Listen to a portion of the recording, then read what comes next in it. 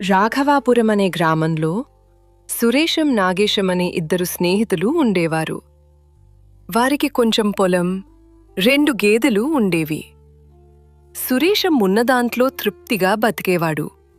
కాని నాగేశం మాత్రం కష్టపడకుండా డబ్బు సంపాదించాలని అనుకునేవాడు.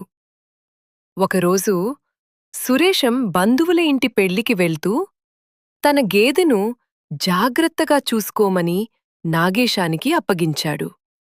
అయితే సురేశం గేదె ఎక్కువ పాలు ఇస్తుందని గమనించిన నాగేశం దురాశతో ఆ గేదెను తన బంధువుల ఇంట్లో దాచిపెట్టాడు. సురేశం తిరిగి వచ్చాక తన గేదె కనిపించటం లేదని నాగేశం అబద్ధం చెప్పి ఏడుపు నటించాడు. నాగేశం అబద్ధం చెబుతున్నాడని గ్రహించిన సురేశం తన గేదెను తిరిగి పొందేందుకు ఒక ఉపాయం ఆలోచించాడు.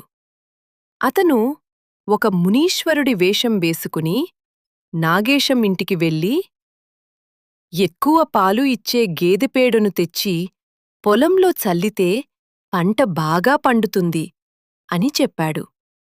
ఈ మాటలు నమ్మిన నాగేశం మరుసటి రోజు రాత్రి ఎవరికీ తెలియకుండా సురేశం గేదెను తెచ్చి తన ఇంటి వెనుక కట్టేశాడు. తెల్లవారుజామున ఆ గేదె పాలు పితికి పేడను తీసుకుని పొలానికి వెళ్ళాడు. కాని గేదెకు గడ్డి వేయడం మర్చిపోయాడు. ఆకలితో గేదె అరవడం మొదలుపెట్టగానే సురేశం వెంటనే వెళ్ళి తాడు విప్పి తన ఇంటి ముందు కట్టేశాడు. పొలం నుంచి వస్తూనే గేదె అక్కడ ఉండటం చూసి నాగేశం కంగుతున్నాడు. బయటికి వచ్చిన సురేశం, "చూసావా, నా గేదె నా వద్దకు వచ్చేసింది" అని ఆనందపడ్డాడు. నాగేశం దొంగతనం తన మీదకు రానందుకు సంతోషించాడు.